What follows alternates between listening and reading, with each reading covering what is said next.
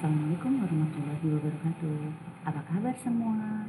Semoga selalu dalam keadaan sehat dan tetap semangat dalam mengikuti pembelajaran kita pada hari ini.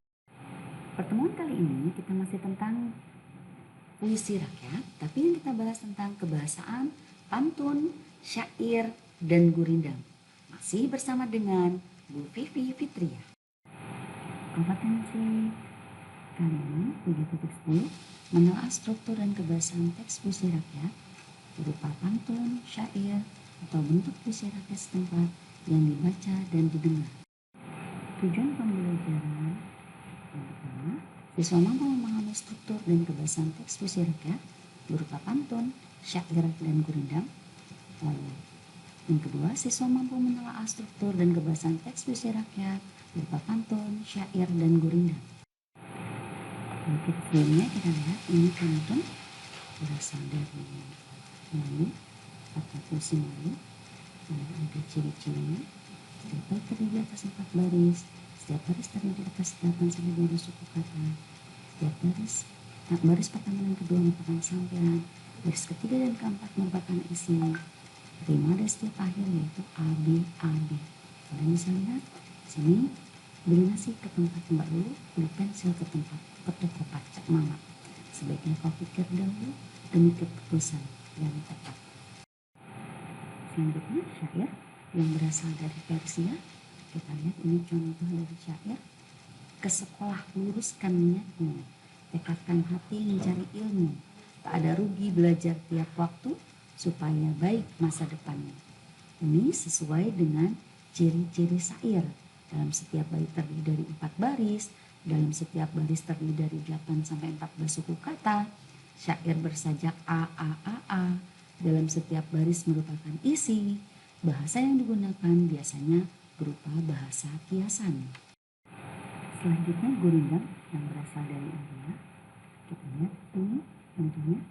Ini jangan hanya dihafalkan, namun juga harus diamalkan. Itu bait pertama.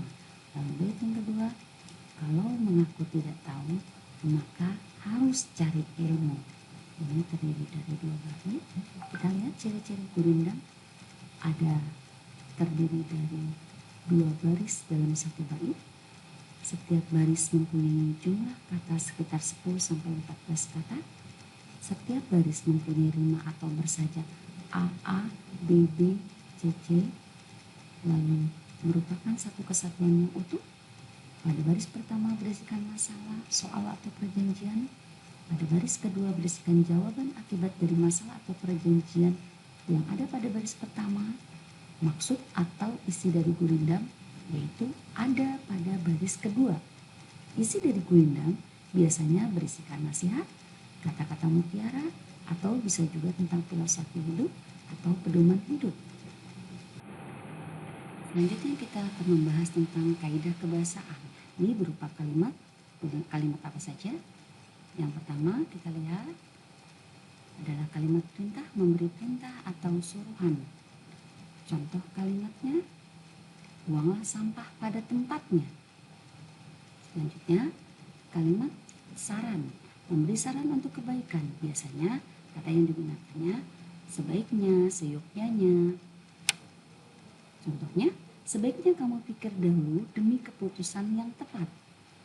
Selanjutnya kalimat ajakan, mengajak untuk melakukan sesuatu. Biasanya menggunakan kata ayo, mari. Contohnya, ayo laksanakan pesan ibu, yaitu 3M. Lalu kalimat seru, mengungkapkan rasa hati. Biasanya kata yang digunakan alangkah, betapa, dan bukan main. Contoh kalimatnya, indahnya jika bisa hidup berdampingan. Selanjutnya, kalimat larangan, yakni melarang untuk melakukan sesuatu. Kata yang biasa digunakan menggunakan kata jangan, hindari. Sedangkan contohnya, janganlah berprasangka buruk kepada sesama. Selanjutnya, kata penghubung yang sering digunakan pada puisi rakyat. Kata penghubung tujuan yang menjelaskan maksud dan tujuan suatu acara atau tindakan.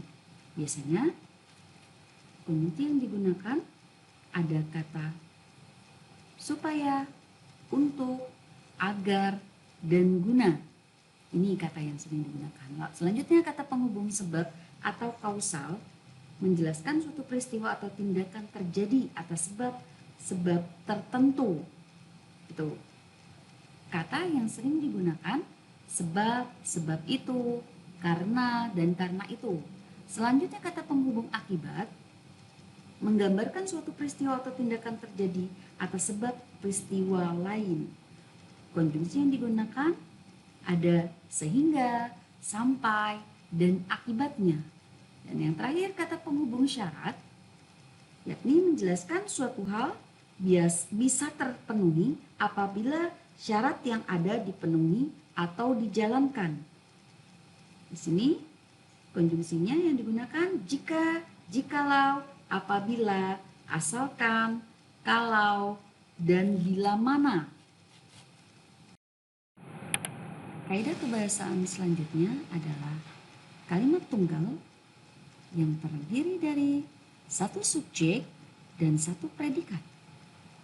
Selanjutnya, kalimat majemuk yang terdiri dari lebih dari satu subjek atau predikat di dalamnya. Ini adalah kalimat tunggal dan kalimat majemuk. Selanjutnya, kalimat majemuk bertingkat. Kalimat majemuk hubungan syarat. Selanjutnya, kalimat majemuk hubungan tujuan. Lalu kalimat majemuk hubungan konsepsi. Lalu kalimat majemuk hubungan penyebaban. Selanjutnya kalimat majemuk perbandingan. Kalimat majemuk akibat, dan yang terakhir kalimat majemuk hubungan cara.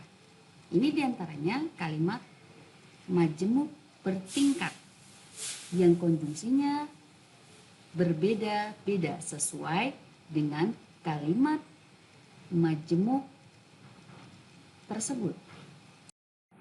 Selanjutnya kita lihat, ini adalah contoh kalimat majemuk. Dian belajar begitu keras sehingga dapat memenangi olimpiade itu. Kita lihat, Dian sebagai subjek, belajar sebagai predikat, dapat memenangi sebagai predikat. Berarti predikatnya ada dua. Lalu kita lihat di sini ada kata sehingga. Ini merupakan kalimat majemuk hubungan akibat. Ada kata sehingga. Baik, kita akan menelaah salah satu puisi rakyat, yakni pantun. Beli nasi ke tempat Mbak Lulu, beli pensil ke toko Cak Mamat. Sebaiknya kau pikir dahulu demi keputusan yang tepat. Ini adalah pantun. Kita lihat penyajian pantun dengan dua sampiran, 1 dan 2, dan 2 larik isi 3 dan 4. Lalu makna isi pada larik sampiran dan larik isi tidak berhubungan. Lalu pantun bersajak ABAB ditinjau dari jenis kalimat yang digunakan. Larik 1 dan larik 2 merupakan kalimat berita, dan pada larik 3 dan 4 merupakan kalimat saran dengan hubungan akibat. Demikian pertemuan kita hari ini. Satu gurindam buat kalian. Hidup akan jadi tidak karuan jika tidak punya ilmu sebagai pedoman. Demikian, semoga bermanfaat. Terima kasih. Mohon maaf. Semoga selalu sehat dan tetap semangat.